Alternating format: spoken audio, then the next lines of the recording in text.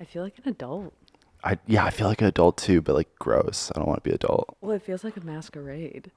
Kind of like pretending to be adult. Yeah, it's like that scene from The Little Rascals where they like get on each other's shoulders and they like pretend to be an adult. I feel like that perpetually. I feel like I'm a child.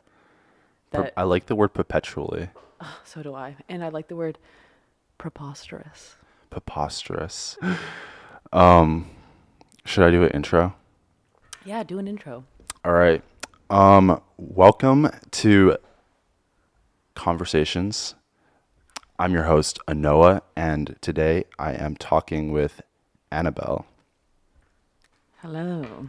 I really want to hear about Edema, Enemas, yes. and talk about edemas, because it's like something traumatic from my dad's passing, his death. I had gone back from LA, Okay. and his mistress slash partner had called, and she was like, "Your dad is very weak and sick in bed." And I was at home at the time in San Francisco, and then I called my dad, and he's like, "I don't want to talk." I'm like, "Oh, like my dad had always been someone who was sick. Like he always said he was sick. It's just like a normal thing for him, but he seemed really sick." So I went over. His eyes were yellow. His skin was yellow. He had jaundice. Yeah. His liver was failing. Oh, fuck.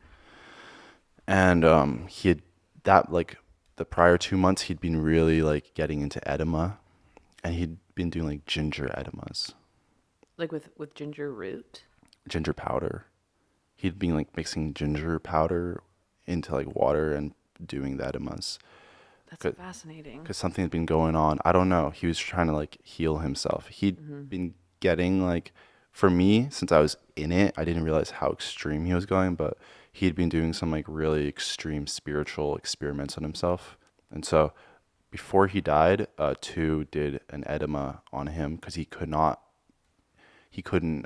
urinate, and he wasn't able to poo, because I think something in since his liver wasn't functioning, something had happened where he wasn't able to, get it out. And and yeah, two did an edema, and it looked very painful because I don't think she Mm. did it properly. Yeah. So it was very traumatizing. That sounds really traumatizing. That's really intense. But I didn't. So what I didn't understand was what the hell was the edema. I didn't even know what it was. So I was like, why is this woman putting this tube up my dad's ass? He is Right. screaming in pain. This looks really scary. Hmm. So yeah, I mean, you're a pro at it. I would love to just like clear it up because it looked so scary. It is. I mean, as a disclaimer, I'm not technically professional, but I've done quite a few and I've helped a lot of people Yeah. go through the process. And I find it to be very fascinating. First and foremost, like what you said, it actually is really scary. Specifically, the first time you do it, Mm-hmm. it feels 100% wrong Yeah. because I mean, sometimes we put things up our butt, like let's say, like in a sexual Yeah. situation. But as far as like liquid filling up your intestines through your butt, I mean, it's like primally, your body is primally opposed to it. Yeah. And through the experience, I kind of didn't even realize how much we don't talk about our buttholes and we don't experience our buttholes, and like we use it just to like defecate out of, or even like anal sex is like, I don't hear people talk about it very often unless you're like in maybe queer communities. But like as far as like quote unquote mainstream hetero culture, like the butthole is kind of off limits. Well, And my partner's put a finger up there before. I wasn't that's hurt. fantastic. It did not feel that good. Well, okay, one thing I've learned through Mm. my short life here on earth is that the butthole, for me, I'm speaking for myself, Yeah. but I think many people will relate, it has to be romanced. And I think a piece of that is that we are so repressed and our buttholes in turn are repressed. And my whole growing up, when I heard about anal sex, was like, that is just not for me. But I was once with a partner that really took the time and like romanced it, and I was like, this is so fantastic. Mm. And so essentially, the way I got into enemas was kind of roundabout. It was never a plan of mine, but my mom is like kind of new agey and just has like a lot of friends who are new agey and into health and what have you. So when I was a senior in high school, I was telling my mom a lot about, she kept asking me about my plan for the future. And I was telling her that I didn't really have a plan, but I knew that I didn't want to be a part of like mainstream culture and I didn't really want to go to college. And I was like pursuing things more in like the healing arts. So she, as a birthday present, my 18th birthday, she got me a cleanse package, I guess. She had this friend, I forget her name, but she was like this new agey, like yoga lady. And essentially her business was to facilitate cleanses for people. So I think it was 7 days. And she would come to our house every day with like a cooler with like 8 jars each. My mom had 8 jars, I had 8 jars. And there was like 2 jars that were just avocado blended with a tiny bit of chili powder. There was 2 jars that were like straight vegetable juice. I mean, but so dense. And then there was a coconut water and like a lemon juice with cayenne. And then I was also supposed to drink water. So like the first 2 days were hell. I was so hungry. I mean, I was also like 17, turning 18. So I was in high school with all these fucking jars in a cooler. People were looking at me like I was crazy. I was watching everyone eat junk food, and I was like, this is ridiculous. Like, I feel horrible. By day 3, though, I started getting full off of all the juice. Like, it was too much. I couldn't finish. Like, the first 2 days, I was like downing everything because I was so hungry that I was like using the liquid to like satiate my mouth and stomach. And by day 3, it was too much liquid. I couldn't finish all of my avocado puree. And so then on day 6, she gave me instructions for my first enema. And I like woke up at like 6 a.m. before I had to go to school to do this enema. And I was really skeptical about it. And she kind of like, she gave me really specific instructions. And which I'm glad about because she was telling me that it's very uncomfortable and you have to go about it in the proper way, like to make sure, for example, that you have purified water, but not distilled. Distilled water could kill you because distilled water has been stripped of all its minerals. So by putting that up your butt, like you could actually like rip all of the minerals and nutrients from your body, which could lead to a lot of health problems. So anyway, long story short, I did this enema and literally, I kid you not, I have never felt, well, while you're doing it, it's horrible, especially the first time. I mean, it feels like you made a huge mistake. It's like when you're so sick that you wish you could vomit, but you can't vomit. And then like all this water comes out of your butt. But it took like 10 minutes for the water to come out because you're supposed to hold it in for like 5, 10 minutes. I think I only lasted like 3 or 4 minutes, but it took about 10 minutes for all the water to come out. And towards the end, there was slime coming out and like food particles, and I hadn't eaten food in 5 days, and there was food coming out. I mean, it was actually gross, and all this green slime. And I realized at that moment that like, when was the last time in my life where I hadn't eaten for a whole day?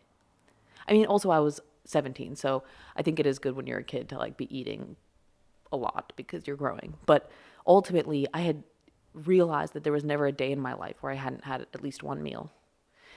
And my intestines, I didn't realize that they were backed up. There was like shit caked on the inside of them, like kind of like dirty dishes. And like by having warm water sit in there, you end up scrubbing yourself and you can feel it. Oh, so literally the day I did my enema, I like went to school in downtown Berkeley. I went to Berkeley High and multiple strangers came up to me and asked me what I ate.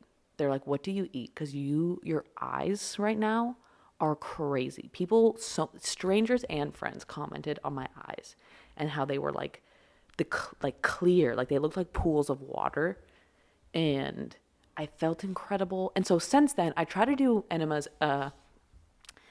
I try to do them every couple of months. This year, I haven't been so good about it because I've been living with my dad in a tiny apartment, and it is very personal. And like you end up using the bathroom for quite a long time because at this point, what I like to do is to do about 2 or 3 enemas with water to really make sure that you're clean. And then you do one with coffee. Very, very, very mild coffee. I think for every like cup of water, it's like a half a teaspoon of coffee. I mean, it's so weak. But the coffee, I don't really understand the science of it, but allegedly, like the enzymes in the coffee clean your liver out so that your liver is brand new, and then it also stimulates your gallbladder to create a brand new collection of bile. You basically get fresh bile and a clean liver, and you can feel it. I mean, when I do enemas, I mean, for like the couple of weeks after, I mean, my poop is impeccable. Like it feels like I'm a kid again. Like it's like you wake up in the morning, perfect poop. You can eat anything. But what's also amazing about it too, was this first cleanse I did. Like I was saying, the first 2 days I was like in agony, and all I was thinking about was like bread and cake. I just wanted like sweets. But by the time I did the enema, I didn't even want to eat bread or meat anymore. Like, I mean, I had finished my cleanse and I wanted to eat salad. And after I did my first cleanse, my appetite probably decreased by 30%. Like, I'm talking for the rest of my life. I mean, also, I was 17 at the time, so I think I was kind of coming off the end of like my growth appetite, because like middle school and high school, I really had like an endless stomach. I could eat forever. But after I did this cleanse, I mean, I was so much less hungry, and like I started enjoying the sensation of being empty sometimes. I'll obviously still love to eat, but at this point, I don't like getting full. I used to love getting full, and now I don't like to push. I don't like to push full. And then after that, I started doing a whole bunch of research, and I saw this fascinating documentary. I wish I remember the name, but it was about Dr. Gerson, right? I always, oh gosh, it confuses me sometimes because he's a German or Austrian doctor, and there was a doctor that worked for Hitler who was named Dr. Garibald. Okay, yes. Okay, so the doctor I'm thinking about is Dr. Garrison. I'm correct. He developed an enema regime. No, not a regime. That's the wrong word. He developed a protocol, if you will, to follow if you were very ill, where you eat no animal products and you do enemas every day, but just with water and then maybe with coffee, depending on how bad you are. And he claimed that every patient he ever had, he healed. And he claimed also to have healed his own daughter of polio. However, the time that he was doing this was after World War II.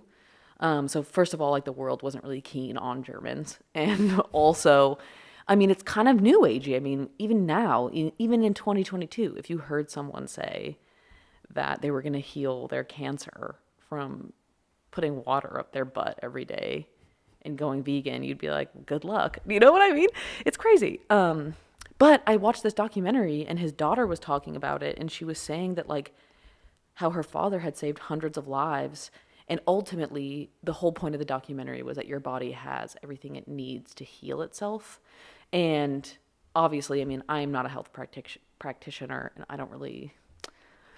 I've never had health issues to the point where I can even speak on that. But all I know is that just talking about your digestive tract, it makes sense to give yourself an oil change, if you will, to give your intestines a break from eating for a couple of days and to clean them. Why not? You know, that alone, it is like a no-brainer, and we don't even think about it.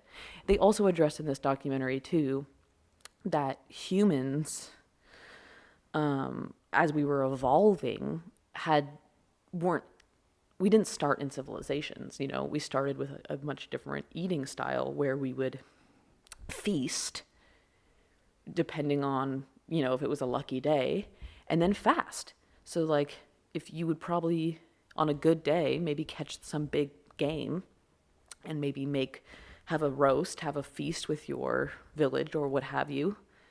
And then there might be extras, there might be leftovers, maybe you make jerky, maybe whatever.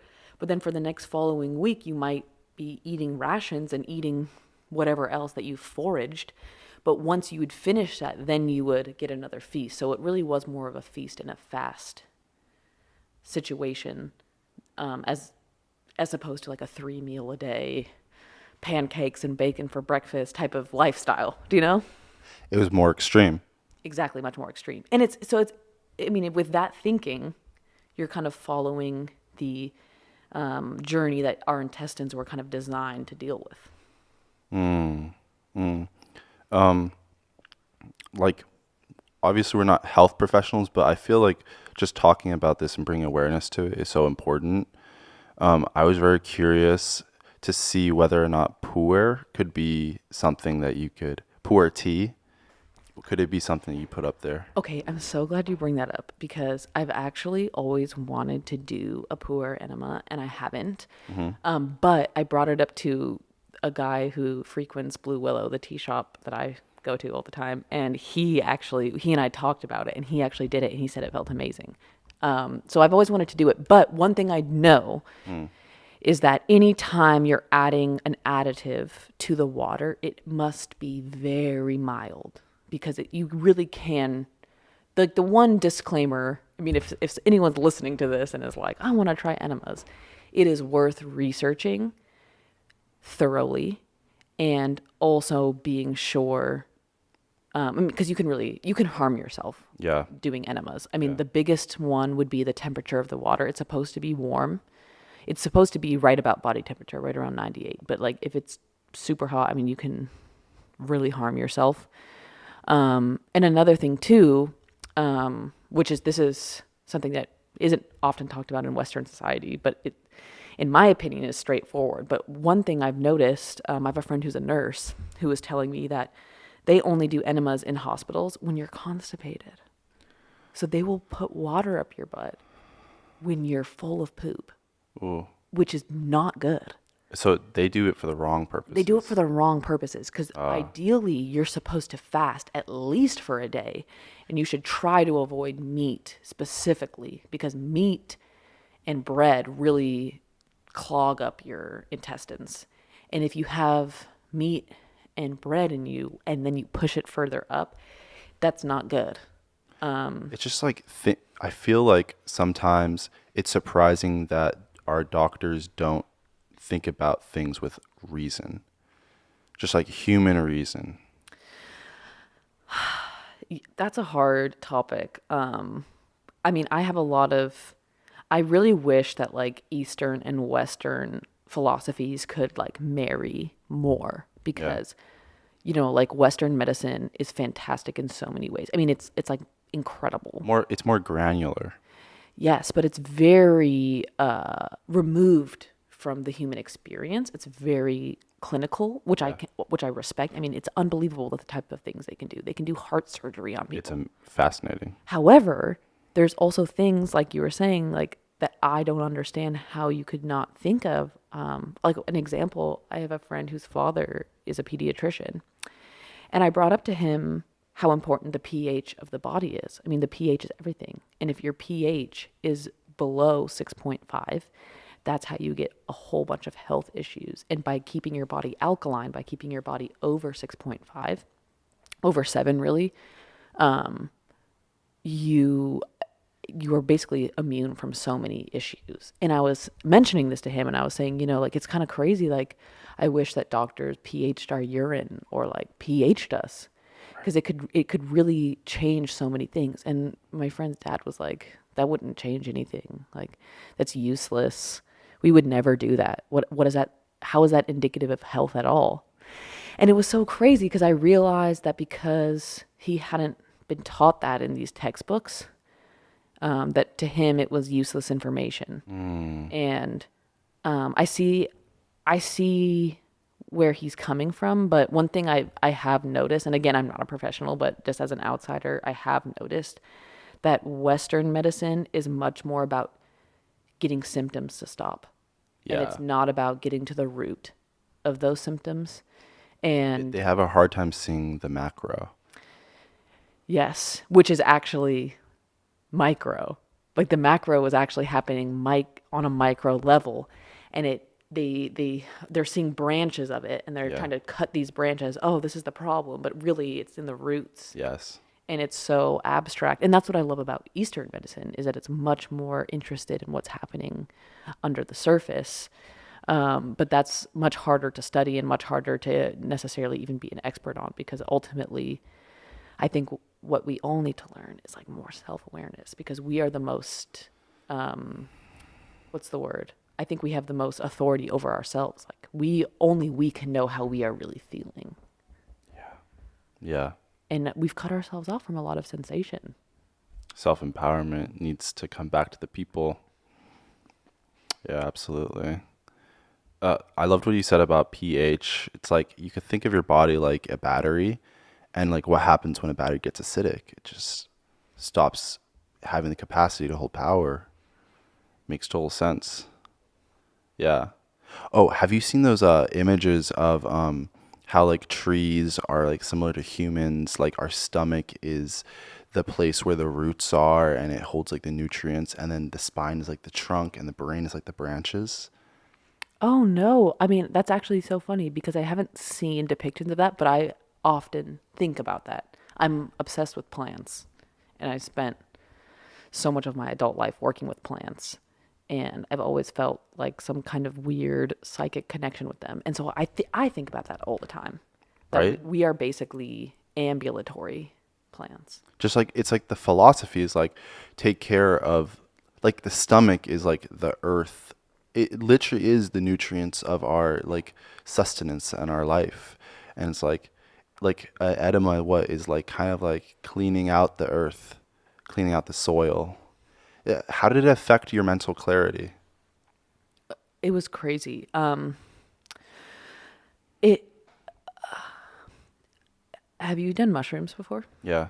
So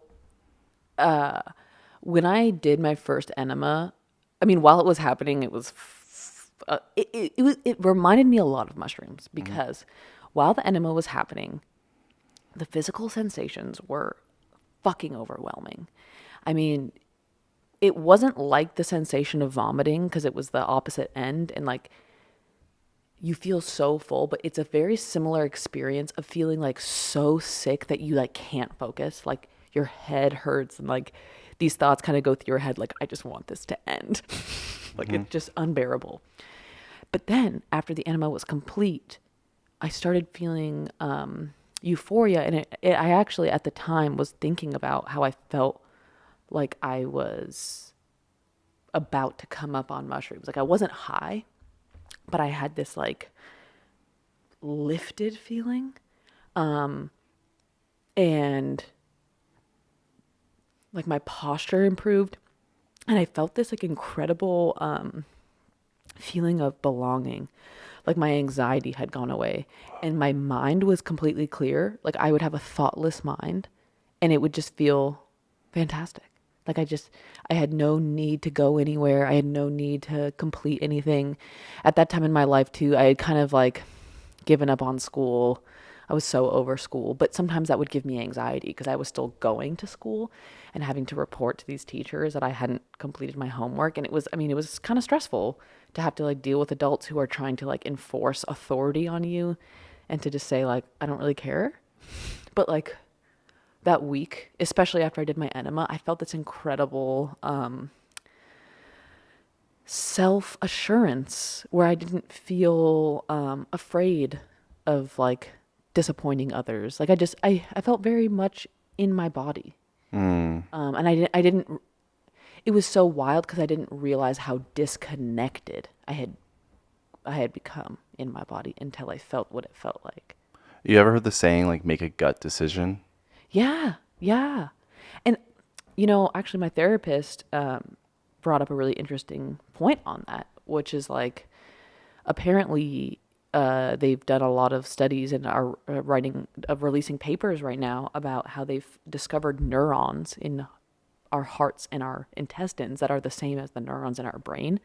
So our quote unquote brain is actually like our entire spinal cord. Like Whoa. basically anything that's like where a chakra is actually a part of the brain system. And we think of our brain being in our head, but it's our whole abdomen. So our gut has neurons in it? Yes. And that is part of how, as humans, we have this ability to like intuit what may be poisonous and what isn't.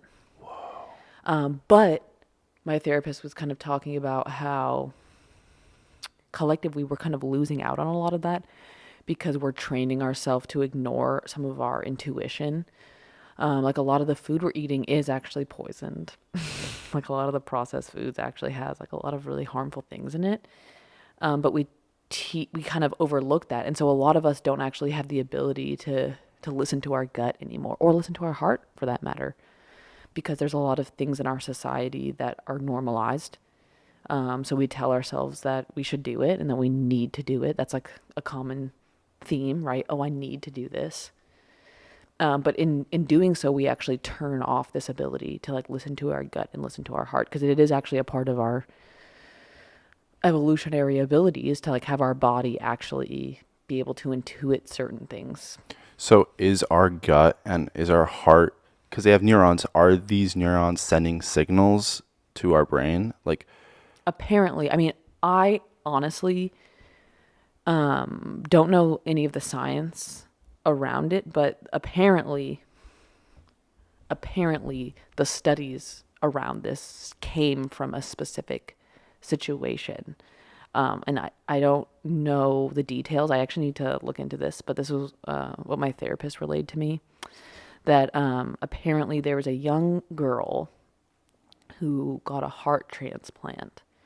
And apparently when you get an organ transplant, they don't release any of the details of the person that you received the organ from.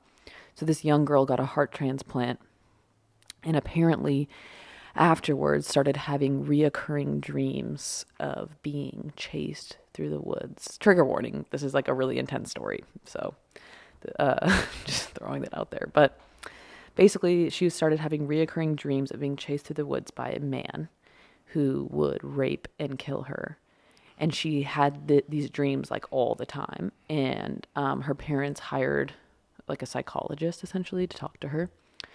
And what the psychologist recognized was that this dream was the same dream. And she also was having a very detailed experience, which isn't necessarily customary of many dreams. Dreams sometimes, usually have like the quality of being a little bit like weird or dystopian or like, well, dreamlike, right? yeah. And apparently this little girl, her dreams were more like a memory. They were very specific. She could like point out, it was the same dream every night, and it was very detailed. I mean, she could really like remember everything, including the man's face. Whoa. So apparently, this psychologist hired a sketch artist to talk to this child and draw up a sketch. And I don't really know the details of this story, but apparently she somehow figured out who the heart came from, and it had come from a girl who had been raped and murdered. And she somehow got that information and contacted the police from the town she lived in, and they had not actually caught or found the man who killed her. So she showed them this sketch, and apparently this guy like lived in the town, and the police knew who he was. And apparently, this is like all alleged. This is like the story I heard, but Yes. apparently this is the story, and I think it happened like in 2005. So the heart neurons had stored this image of this man. Whoa. So apparently it started like over a decade long study of how neurons work and how memory works. But to me, that makes sense, because apparently they've also done bunches of studies like throughout the decades of trying to isolate what part of your brain holds memory. And apparently like on, You've said apparently so many times. well, I guess I just want to be clear that like I am not the person studying all this shit. Yeah. We're being very scientific about this. Allegedly. Allegedly. This is all alleged. But for me, this actually makes sense to me as someone who like actually listens to my own heart. I've taken a lot of science with a grain of salt, because I think they're onto something, but I do think that we are a couple hundred years behind on a lot of understanding of how our bodies work, and then how the universe works, and then how the multiverse works. I mean, we're just flirting with the idea that there's a multiverse. And for me, it's like, duh. I want Edema. I would love to help you fulfill your enema dreams, because it is more than anything, I think it's physically therapeutic, but it's also very emotionally therapeutic, because like I was saying, like our butthole is actually our first hole. And not just the butthole, it's just like, I feel like my gut, like that sac that's sustaining my life, is like crusted with like toxins and shit from the past, and I would love to just clean out the pipes. It's unbelievable. It's amazing. Yeah. It's amazing. My friend was telling me, I need to text her because I actually really want to know how to say it. But she's Brazilian, and she was telling me that there's a slang term in Brazil for anal sex. And the translation means connecting with Earth, which I Isn't it love. the root chakra? Yeah, it's your root chakra, dude. Makes total sense. And like, it makes so much sense that we kind of live in a society that like has made it taboo to talk about it. And like, I mean, I say this a lot, but like, especially here in the Bay Area, like I feel like a lot of people are tight butthole. They're so They're tight. clenchers. Clenchers, And like, same. I know so many people with hemorrhoids because they're pushing when they're pooping. I mean, these are all bad. I think I might like have like the beginning of hemorrhoids or something. Do you push when you poop? Isn't that normal? You should never push. Poop is supposed to just come out easily. Yeah. And that's why squatty potties are good. Because like, we actually also What? evolved pooping by squatting. So Well, I was raised in China, like squatting and pooping. you're so lucky because most of us here in the US were not raised doing that. The first time I ever squatted pooping was when I went to Asia. You're not supposed to push and poop. You are never supposed to push. And when you squat, you don't have to because What? your body basically by having your legs spread and your butt down, it actually like you're kind of like when you're pushing, you're trying to mimic that body shape. And but pushing is how you get hemorrhoids and most people do it every day. That's so crazy. It's so intense and we don't talk about it. It's fucked up. That's why we got this podcast. That's why we're doing this. Yes. We're bringing the knowledge to the people. Yes. I mean, when I was in Asia, especially in places where like you have to squat, my digestives, I mean, I was doing great. I mean, pooping In like India? India specifically, yeah, my poops were amazing. I mean, obviously there were some days where I caught a couple bugs. I mean, that's a whole story. I mean, I could tell you that story, but Let's parlay over to India. okay. So Annabelle like went to India and Grand Adventure. Just hop into it. Okay. Well, in a nutshell, after high school, I had zero plans for my future. And all I knew, like my dream, was to kind of live on the fringe and like be a wild man. Like I just wanted to travel the world. I wanted to see like every country and just like be a weirdo. I didn't really have any plans. I had no idea like what I wanted to do to make money. I had no idea like where I wanted to live, but all I knew is that like I wanted to be a nomad and just like see parts of the world that no one even knew existed kind of dude. That's who I wanted to be. But ultimately after high school, I was living with my mom and like smoking a bunch of weed and I worked at a restaurant. But my mom got really fed up with me. And so she like really wanted me to go to college and was like kind of calling me a loser. So like one day, ultimately, she got kind of drunk and was like, "You are a fucking loser." And like, I kind of want you to move out. And like, I don't want to even live here in the Bay Area. What does your mom do? She's a marketing consultant. Okay. But she like was raised in a pretty wealthy family and went to she went to prestigious schools from kindergarten. So for her, education is like a status symbol and you like have to go to college to be somebody. Was she kind of like a moralistic? Like, would she shame you if you got anything below like an A or B or something? Well, I never actually had to deal with that because I always had amazing grades until I went to high school. Got it. But I didn't live with my mom from 8th grade to junior year. I only lived with her my senior year. So she was kind of out of the picture and wasn't aware that I like stopped caring about school. So senior year was like a rude awakening for her because she hadn't seen me in all these years. We only talked every couple times a year. And like she had this whole image in her mind of who I was, which was like this perfect student, which I like used to be. But like I tried so hard in school and I was like a pretty straightforward, like cookie cutter, obedient kid. And I had this like rude awakening when I realized that like school is elitist and it's white. It's also enforcing white supremacy. Oh yeah.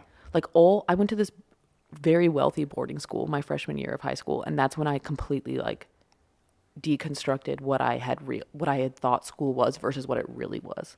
Because these girls, not all of them, but like majority of the girls at this school were fucking dumb. Yeah. However, at the end of the year, all the seniors are announcing the schools they get into, and they're all going to Ivy Leagues. And I was thinking to myself, like, how are these bitches getting into Ivy Leagues? Because they make it seem like you have to be brilliant. And I realized it's because their parents could afford to pay. And the wait list are for people who are asking for help financially. And I think everyone's asking for I help. think like brilliant and wise are two different. Brilliant, smart, academic, intellectual. And this school was Because you can set be a up. brilliant Nazi, you know, a very bright Nazi. Really get the top grades in this Nazi, Right, establishment. right. Does that mean that like, is that good for the planet? Probably not. That was well said. That was well said. I mean, that's what that school felt like to me. Like I was looking around and I respected no one. I was impressed by no one. And I went to that school because I wanted to pursue academics. I like really cared about academics. And I went there and I was like, this is gross. Yeah. And everyone is racist and like fucking You were more of a pragmatist. Like, yeah. And what is this actually helping? I was also desperate to learn about ancient cultures. And I just remember like learning about ancient cultures, like almost like a montage. Like, oh yeah, let's jump forward another 200 years. I was mystified how little we know about ancient human civilization. And that was like really disappointing to me because we like love to claim how far we've come and we don't even know where we really came from. And that brought you to India. Yes, yes, yes, yes. So essentially, always wanted to go. My mom one night, I basically caught my mom on the right night because she was drunk and was like, basically get out of my house type of thing. And I'm a very good negotiator. And I kind of like cornered her into being like, listen, most parents are paying for college, which is like thousands of dollars a year. What if you just help me buy a plane ticket and then you don't have to pay for shit again? And she was like, deal. So I got her to buy me a plane ticket. I think it was like $600, which again, thanks mom. That's a big deal. Thank you so much, mom. But literally the next morning I had her buy me a plane ticket to Mumbai. And she was like, guess what? I'm moving out of this house. So you're leaving in 2 weeks. You need to pack all your shit up. And your shit, I'm moving out. So when you come home from India, you need to figure out where you're living. I'm going to stop paying for your health insurance. I'm going to stop paying for your phone bill. You need to figure it out. And I was like, Whoa. okay. And so we bought the ticket, I think a couple days before I turned 19. And then I went to India like 6 days after I turned 19. And my friend at the time, one of my friends from high school, took a year off before she had gone to college. And she was actually in India volunteering at an orphanage. And her plan was to stay at the orphanage for 6 months. But she had been there for 3 months and it was pretty fucked up and really corrupt. And it was actually like a money-making scheme for them to get Westerners to pay money to volunteer. But except that, yeah, it was actually, yeah, it was fucked up. So after 3 months, she was like, I can't stay here. Like, this is really sad. Whoa. So she was like she was playing with the idea of leaving this orphanage. And at that same time, my mom had promised to buy me a ticket. So I called her up and I said, like, where are you going to be on April 3rd? Because I will meet you wherever. So that's why I got a flight to Mumbai. So she and I met in Mumbai. And for the first like 2 or 3 months, she and I traveled together. And we basically just had no plan. We basically just like would look at a map. And we're like, we decided to go south. So we basically circumnavigated the entire like lower coasts of India. We just would take buses every couple of days, like down the coast. And it was pretty fucking wild. I mean, looking back, now that I'm older, I would, like for example, if I was a parent and my kid did what I did, I would have been nervous. Yeah. But when I was living it, I mean, I just didn't give a fuck. I just was like wanted to live my life. And for the most part, everything went great. I mean, there was definitely some like pretty dangerous moments, but ultimately, like But you got there with no money?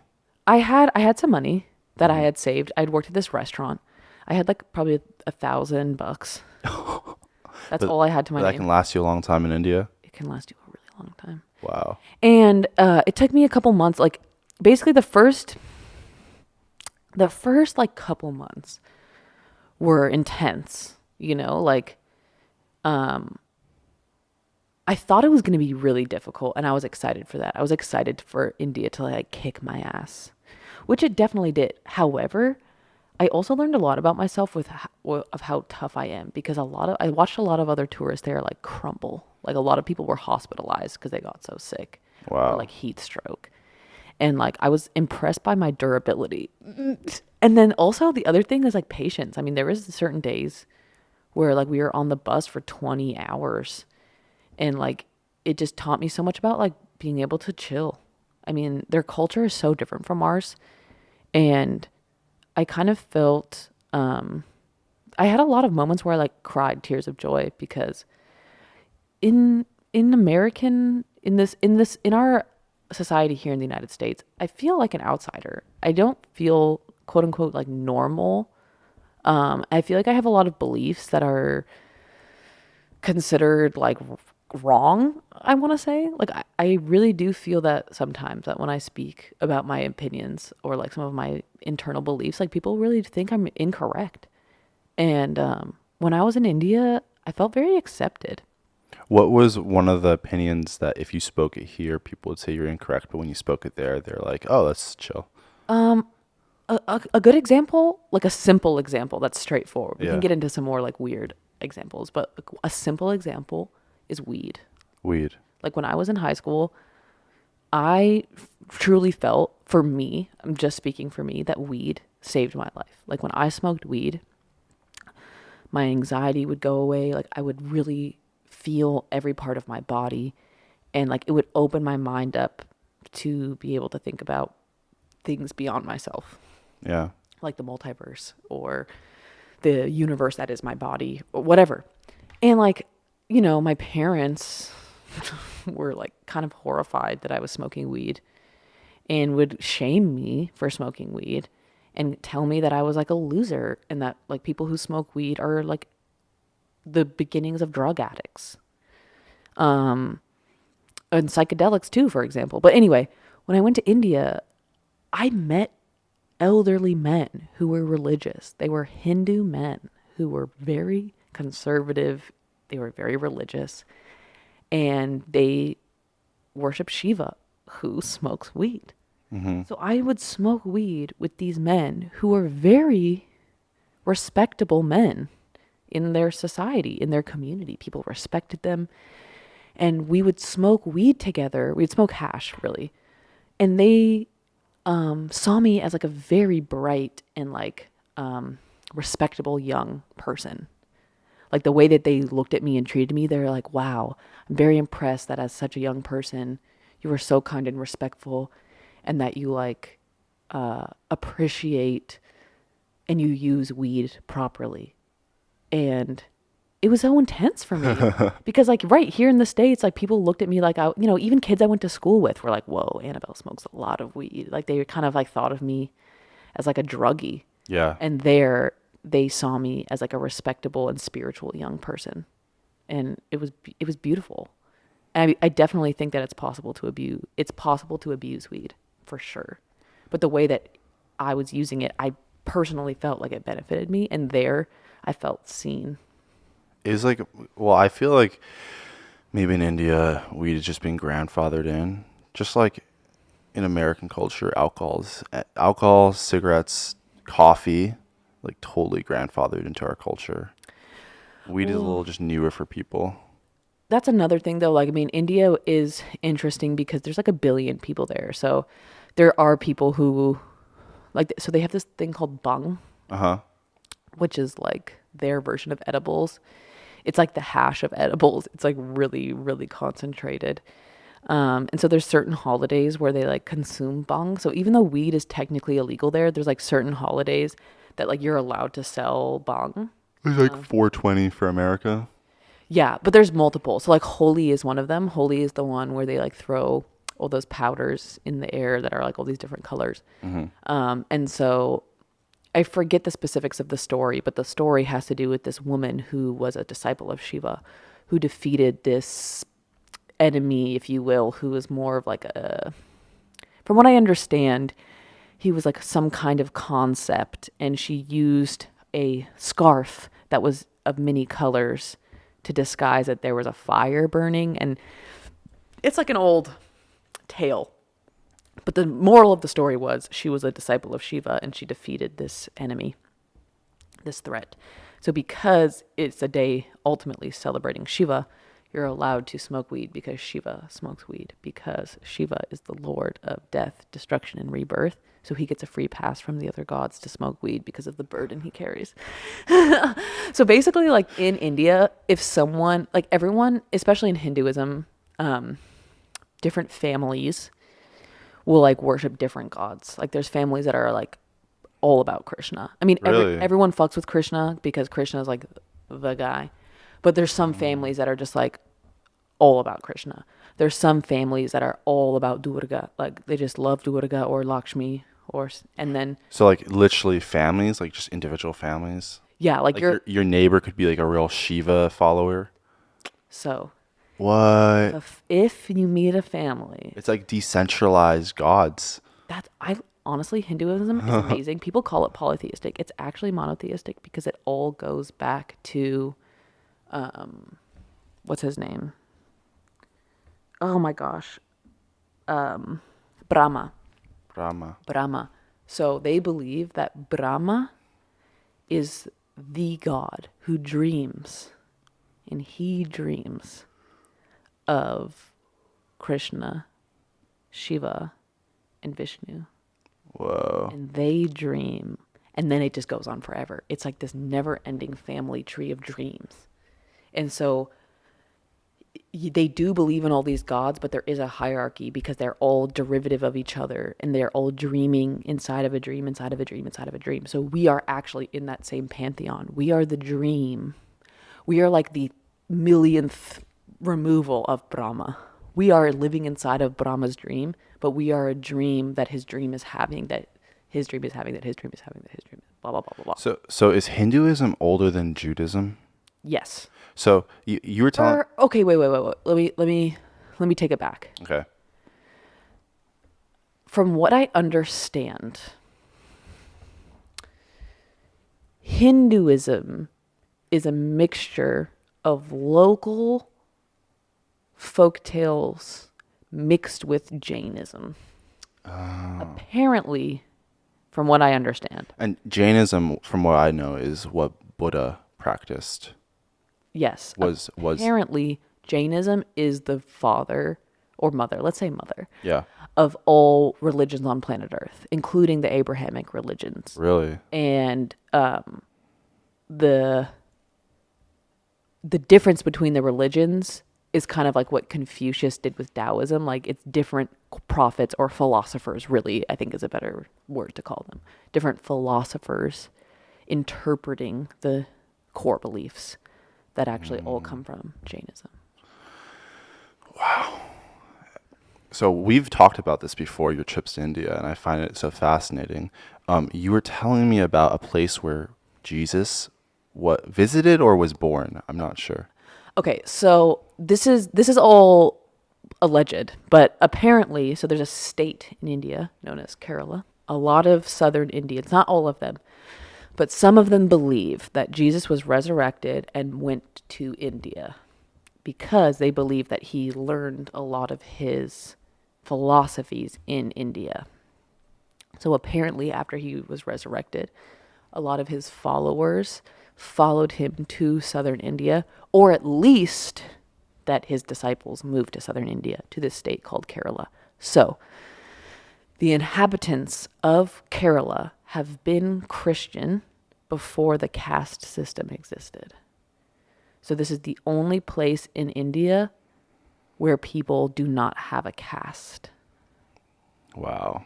It's nuts. And so it's also fascinating because they have Christian names. Mm-hmm. So like the way that their genealogy works is that your last name is the first name of your father.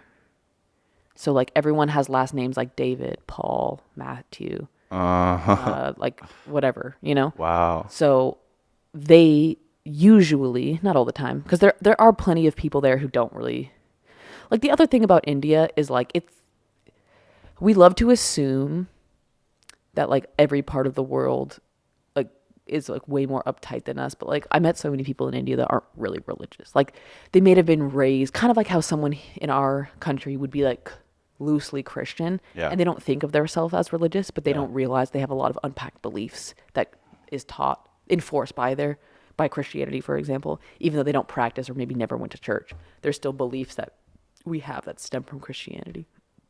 And India is similar in some ways. Like there's obviously people who are super religious, and there's also a lot of people who don't practice, but you know, they're still shaped by their society. But Kerala for me was one of my favorite places I went in India because it was so different culturally from the rest of the country. It almost felt like less. It felt like it was trapped in time, like in the best way. Like when I was there, I wouldn't be able to tell you what year it was. Wow. Like the only thing that told me that was my past, the childhood I had, and knowing having a phone with me that told me the time and the day and the year.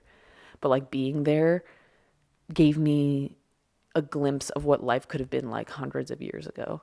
Whoa. And they were just so like almost untouched by the rest of the country. I mean, the other thing I learned in India, which I found fascinating, was that I mean, the people who live in cities is one thing, but like outside of the cities,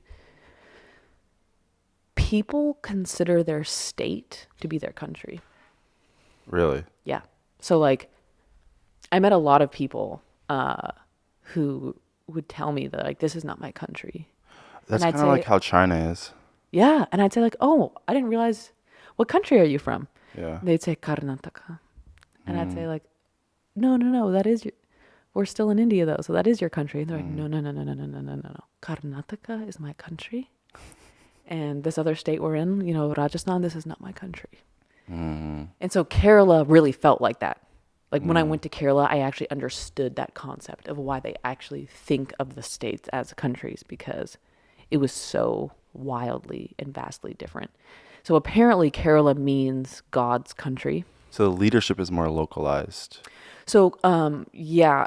So okay, that's actually an interesting question that I'm not qualified to answer, but so I know that Kerala is communist. Okay. But from what I saw, I was mostly in like areas that were so remote that I wouldn't even like government didn't really apply. Like Yeah. for the most part, it was very rural. Yeah. And people were just chilling. Yeah. So from what I know, Kerala is kind of used as like the poster child for communism, because a lot of people who are like communist places like Vietnam, for example, they'll be like, look, it works in Kerala. It's like not totally fair to say though, because Kerala is like a tiny state.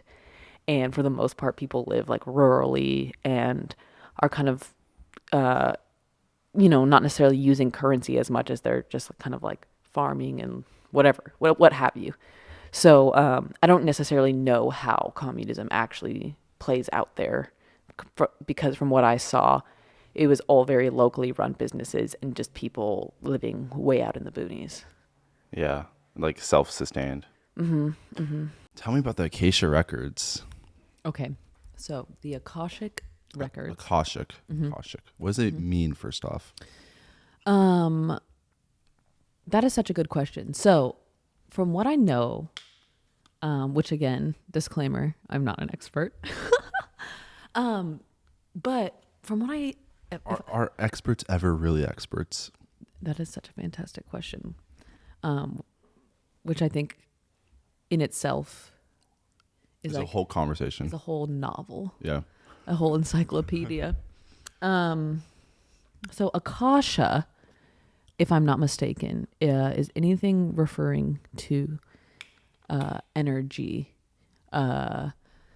And by energy, I mean like a life force energy that is invisible to the eye, but it is what is quote unquote consciousness. So a consciousness is Akasha. And from our human experience, Akasha, we think of a soul being something that like lives inside of a body, or maybe like a ghost, for example. But Akasha actually is a concept that extends to an entire dimension known as the Akashic Realm. So apparently, the Akashic Realm is a space in the multiverse, a dimension in the multiverse that is accessible to all consciousness, and it is like a library, if you will, of data. So, I would consider it to be like the realm that contains raw data. It's also a realm that you could like play in and create. So, allegedly, in this plane, as a human, you don't have the ability to fully visit the Akashic Realm based on the limitations we have by having a body. But if you, let's say, had died and also achieved a certain amount of focus, by focus, I mean, let's use dreams as an example. If you're the kind of person who maybe doesn't remember your dreams, or like in your dreams, weird things happen, like let's say you're being chased and like you're like in slow motion, there's like things happening in your dream that you're not always in control, that probably means that if you died right now, you would probably be reincarnated pretty quickly into human form, because it's like an addiction. It's the thing that you're calling onto yourself in your dreams. Whatever you're doing in your dreams is kind of indicative of what you'll probably choose in your afterlife, because it's what your mind immediately gravitates towards. So, if I'm not mistaken, I have like different dreams. So is it just like the theme of your dreams? Like if your dreams are more material, like you see yourself, you see real worldly things, does that mean that you're more likely to reincarnate back into the worldly world? Yes. I mean, And if you dream like of stars and galaxies, like part of it is personal choice, but this is like a generalization, but yeah. I think what I'm saying is like how much control you have over yourself in your dreams is what's most important, because ultimately you have a choice of what you want to do when you die. But the amount of self-control you exercise in dreams has a lot to say with actually how much focus you have. Oh, I have very little. Yeah, I mean, it's really hard. I mean, that's why there's, cultures to have monks and people who are considered shamans and people who spend a lifetime practicing and honing these skills to achieve, quote unquote, nirvana or enlightenment. I think the idea of that is having so much composure and focus that you have the ability to be completely autonomous in the dream state, in the spiritual realm. Because when you're outside of a body and you are fully Akasha, when you are fully energy, every thought that you have can become real. I mean, you can create worlds, but if you can't even focus, if you're stuck in this narrative of being late for school, if that's what if you're having anxiety dreams of being late for school, most likely when you die, you're going to choose a human body again, because it's like you're not even thinking twice about the other options you have. Yeah. It's like, imagine if you have an infinite amount of options. If you can't even fathom those options, how can you choose them? Yeah. And I think that's what gets complicated when you're in the energy realm. It's about creating things that would be unfathomable just because you're that creative. That's why I love art, because by choosing to do art in human form, you're actually like sharpening your spiritual senses, because creativity is a big part of our existence. So anyway, roping back to the Akashic Realm, apparently the Akashic Realm is an objective reality that incorporates multidimension and timelines. So theoretically, you could, if you were powerful enough and focused enough, would have the ability to visit parts of the Akashic Realm yourself and access certain things, such as your soul book. It's not actually a physical book, but our mind does use symbols as a way to take in information. So you can like essentially access a library that your mind there's basically different ways to do it. And I've heard that, like, let's say if you were blind, you might not actually experience so many things that are like physically represented, but our minds use archetypes and physical representation to take in information. So I've actually successfully been to the Akashic Realm a couple of times and accessed my quote unquote soul book. And essentially, it was like this big library full of books, and I intuitively knew where my book was. And it had all these pages that I couldn't read, but I like entered it, kind of like the Page Master. Do you remember that movie with Macaulay Culkin? No.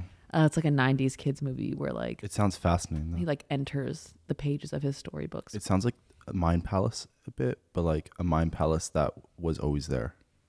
Oh, that's sick. Yeah, I mean, so the one thing I do know, and this is why it gets complicated to talk about definitively, is that like focus is so important when you're trying to do like this intense like deep dive on spiritual work or like past lives, because like theoretically you can like access visions into your past lives or future lives in the Akashic Realm. The problem is, much like dreaming or memories, if you're not fully focused and if you're not completely open-minded and blank, it's easy to start projecting. Yeah. So it's easy to start warping what you might be like. For example, let's say you're getting a vision of a past life. You might not have the ability to be focused enough and objective enough to actually see this vision of your past life, because you might start warping certain facts based off of, let's say, the life you have now. Let's say right now you're married to some guy named Jake, and in your past life you're having this memory of being married to this guy, and you're just calling him Jake because your brain is so accustomed to having a husband named Jake that your brain can start distorting memories because you're kind of already stuck in a certain belief of how the world works. And that, I mean, that's a very straightforward example, but like it can be so much more complicated than that, so much more subtle, even like colors, for example, or fear. I've heard stories. I knew a girl who told me one of her friends had an Akashic reading from a very powerful person. So she had the ability to like help her go into the Akashic realm to access a past life. And she witnessed herself as a man raping another woman. And she kind of, freaked out because like in this past life memory was like enjoying raping this woman. And it was fucking heavy. I mean, that's fucking heavy. It reminds me of like my ayahuasca visions. Ooh, tell me more. Like with the ayahuasca visions, it's like this great sense of empathy where the I drops away and it is we, like the collective conscious. And with collective conscious, like whatever the I is, the perceiver can't tell whose body they're in.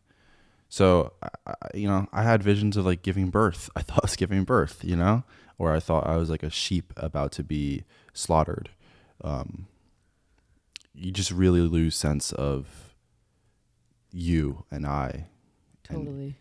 And it's just being the experiencer of, you could be a tree if you wanted, I've become a tree, a snake. It sounds like it's like looking at reality very objectively. And what's interesting is that the woman who had this experience, I wasn't there, but her friend was kind of telling me about it. And the woman who had helped her achieve this vision was telling her, obviously, I mean, that's like a really heavy thing to digest, but she was saying that it actually was a sign of how far she's progressed, because for most people, accessing a memory like that is too traumatizing. So our brains or our spirit or whatever will warp, either keep us from accessing it or warp certain things so that we don't have to look at it, don't have to experience it, because it's fucking intense. And that's really interesting that you had that experience on ayahuasca. I had a similar experience ultimately, but it was like very different. But it felt like a series of like veins. Like I felt like I was in the vein of I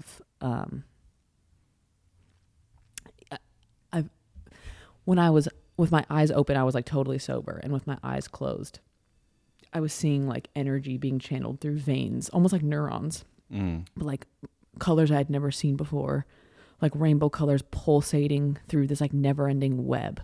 And I like Mycelium? it was like mycelium. And all I thought was like, whoa, this is what we actually are. Like we experience. It's kind of like we all think of ourselves as like one person, but we're actually fingers on this hand that's on this body. And it's actually just one body. But we are all like branches on this tree, and we are experiencing only what we see, but it all just goes back to the same tree. Well, during my ayahuasca ceremony, I felt like I was being digested by a snake. Whoa. Yeah. You know the Ouroboros? Yeah. How it's like the snake eating its own tail. Totally. And I felt like that. I felt like my tongue was like going out. Like it was weird. Whoa, that's crazy. Yeah. That's crazy. It feels like the Akasha records, ayahuasca, like these mystical experiences are things that bring us closer to like source, and they're just like different portals into this one objective. I don't know what it is. It's like the shared, so like apparently the Akashic realm would be the shared realm, because we all are living in our own realm, especially like in bodily form, but even like beyond bodily form, we have our own lens on reality, which is its own universe, and it's valid. However, there's so many other universes like just right next to us, and then also far away. And the Akashic realm is the intersection point of all of those mini verses that turn into a multiverse, which is in fact a universe. It is a mini-verse that is a universe full of other universes and it just goes on forever. Yeah, so on and so forth, as above, so below. Wow, that's wild. And apparently, too, it can be different for different people, because that's why it's like from what I understand, it's a complicated subject to talk about, because different symbols mean different things to different people. So there's a lot of personal work you have to do to get to the point where you can experience the Akashic realm. Are these people who get into this realm, are they called practitioners? Akashic practitioners? So let's see. I've heard the term like people who do Akashic readings.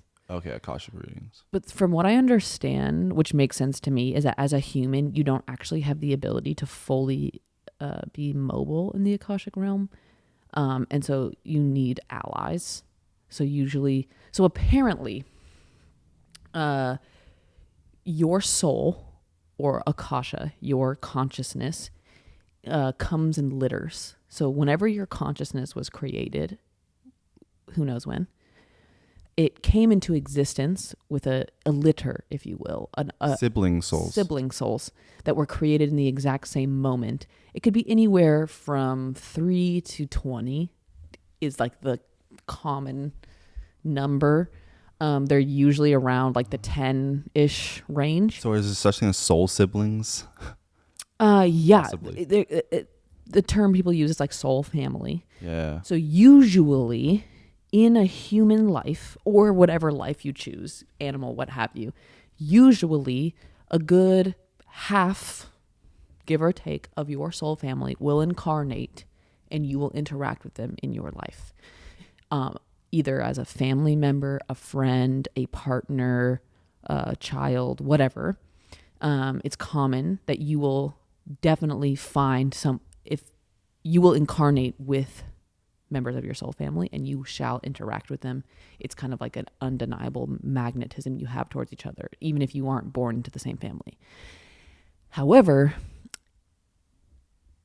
apparently, your soul family will never all incarnate at the same time. So there's always members that are in the ether, if you will, who are also like holding things down. Yo, this reminds me of like a labyrinth.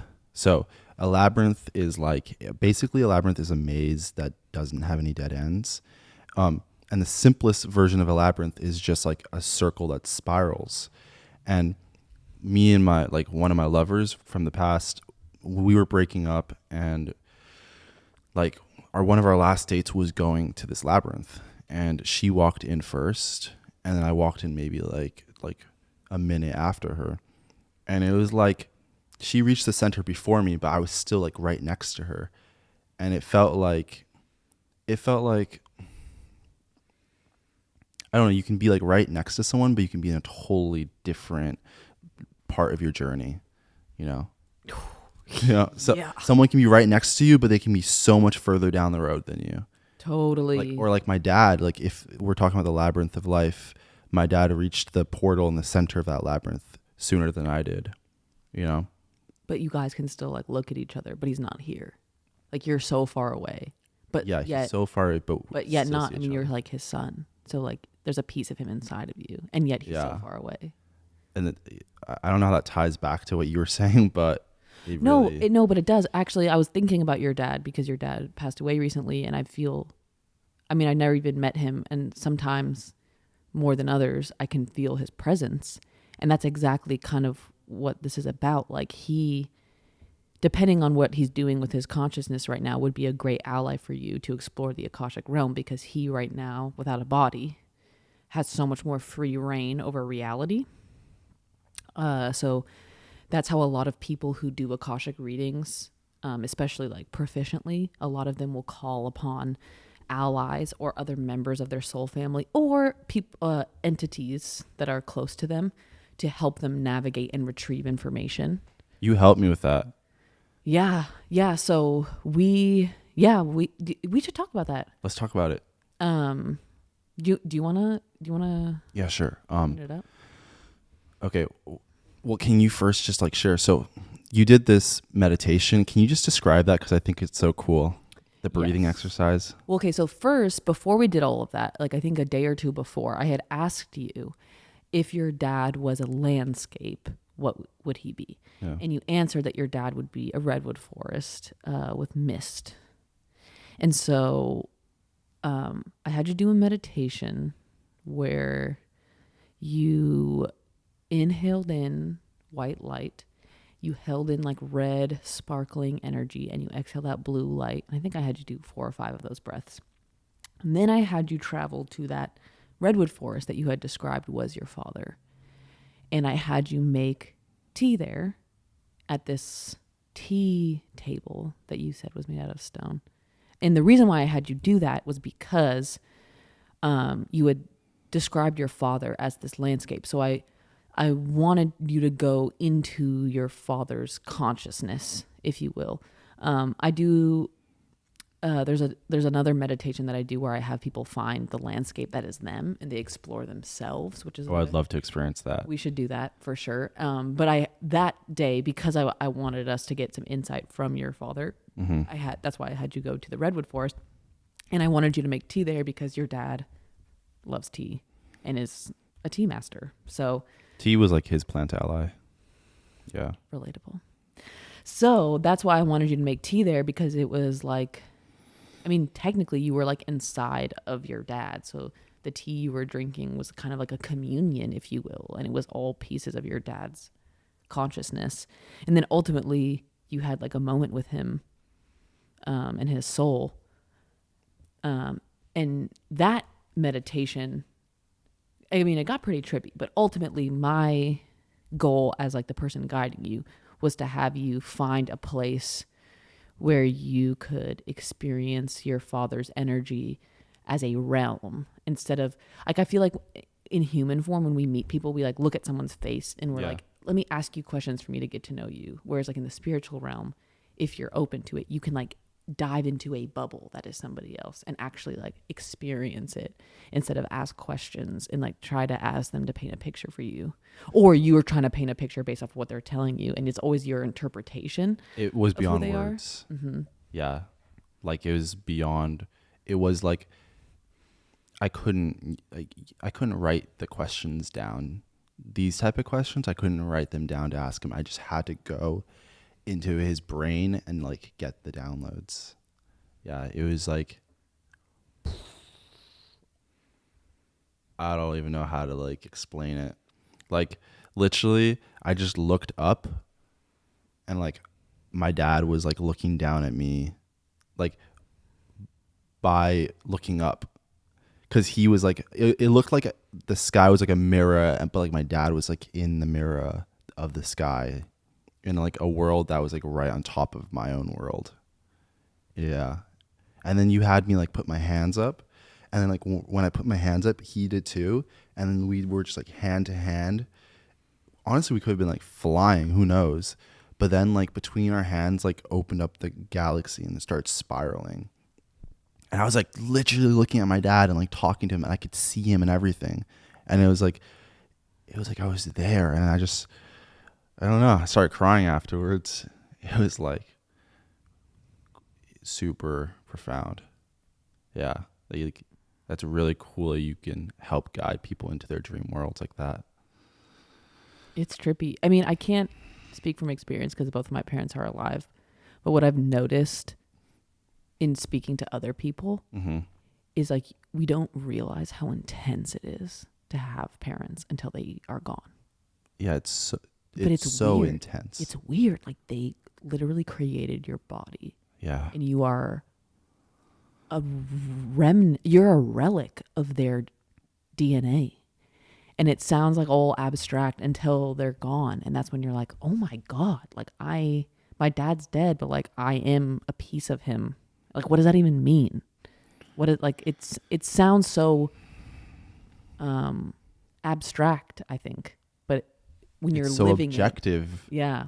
It is like it's so freaking weird that you're like this mixture of your mom and your dad. It's so weird. Yeah, no, it's crazy. Well, and then siblings too, right? I mean, like your siblings, especially if they're full blooded, are the mixture of the same people, and yet they're completely different. And they're living with different chromosomes and just different experiences. Because even twins, they could have the exact same DNA layout, and ultimately they're still different consciousnesses. And then your life experience gets mixed into it. But it is just like reality is a fabric. Yeah. Quite literally. Yeah. And we are pieces of those threads. And we are a thread that is made out of these two threads that are our parents, but they are made out of these threads. I mean, it's just like this never ending web of threading. And that's what's so exciting when you start getting into meditating and spiritual practice, because you can start accessing this fabric, which is an immense, never ending fabric of consciousness. We're clipping that. My somebody told me this, and it's kind of like I don't want to say dumb, but it's like a straightforward thought. Yeah. But like so like for example, you're a man, you're someone with a penis. You have a never-ending chain from the beginning of the first life form of a father and son relationship. Like your father had a dad. Mm-hmm. He like basically every man in your family has had a son. Mm-hmm. And that's an unbroken chain. Mm-hmm. And the same goes for me. Like as a woman, that means that every single one of my personal female ancestors had a daughter. It's a never-ending chain. Wow. Isn't that weird to think about? It's really weird to think about. Wait. It's hard to comprehend that chain. It's weird. It's such a weird thought because it's so straightforward and yet like pretty intense. Like it's intense. Yeah, it's very intense. Like imagine the first couple ever. Yeah. The first human couple had, or at least for you, your DNA lineage, your human lineage comes from a son relationship. Like your dad comes from a never-ending chain of men who've had sons. It's like really hard to comprehend it. Like your dad's side. If we're just talking about your dad and his dad and his dad and his dad, it's a never-ending chain. But that dad also had like other sons, so it's like maybe we don't know that. true. He could have been the only son. That's why it's a weird thought to think about. Like it's just trippy. Like for me, I can't necessarily claim that every single one of my female ancestors had a son. That's not necessarily But they true. definitely had a They daughter. definitely had a daughter. Dude, what? Isn't that crazy? That's so nuts. And just the reason why I like that thought, it makes me emotional sometimes Mm. because it's like, what were they doing? Like, I don't know. Like, I just think about all these women. I don't know what their faces look like. I mean, I know what their faces look like up to my great grandma, but beyond her, I have no idea what her mom was like. I have no idea what her mom was like. And then let's go back a couple thousand of years. Like, it seems so distant, but they were my relatives. They lived an entire life. They had parents of their own. They had kids of their own. Oops, pardon. Emotions. All I know is that she definitely had a daughter. Whoever she was, whatever part of the chain she was on, she had a daughter. Oh, Isn't that intense? that's very intense. It's very sweet. It's really crazy. I think we'll wrap it up there. Okay. Food for thought, something to think about. Think about that, guys. Thank you for listening. Bye. That was very beautiful. That was so fun. Thank you. Thank you. I would love to co